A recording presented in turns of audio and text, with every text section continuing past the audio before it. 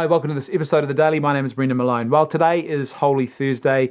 It is the time when we commemorate the Last Supper that Christ had with his disciples 2,000 years ago, and then obviously the time in the Garden of Gethsemane, sweating drops of blood in anticipation of what would seem like the final crescendo of his ministry, the cross, which we all know wasn't the actual final crescendo at all, but this profound moment of suffering and self-giving and just terrible drama was about to unfold. And today, Holy Thursday, is about obviously preparing to go into that drama and remembering what Christ and those disciples were doing and going through as they entered into this profound and huge and important moment.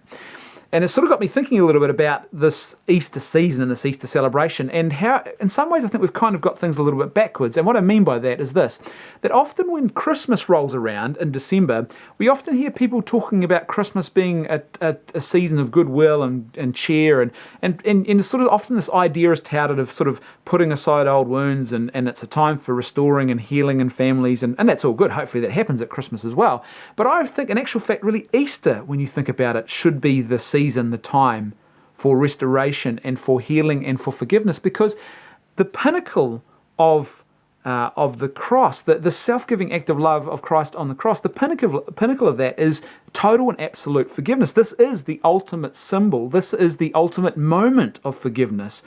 This is the moment where humanity's sins are taken to the cross for our forgiveness, and it's this really is the season, I think, where we should be thinking more about, but we don't, for whatever reason, a lot of us don't seem to, for whatever reason, about this is the season for restoration. This is the season for forgiveness and overcoming wounds and bringing people together, because it's only really through the cross that we're able to do that fully anyway, and to understand that really when you engage in any sort of act of forgiveness, especially if you've been someone who's wronged, and a lot of these situations, parties on both sides have wronged each other. And so someone actually has to, in a sense, pick up a bit of a cross and say, okay, I'm going to put aside my pride.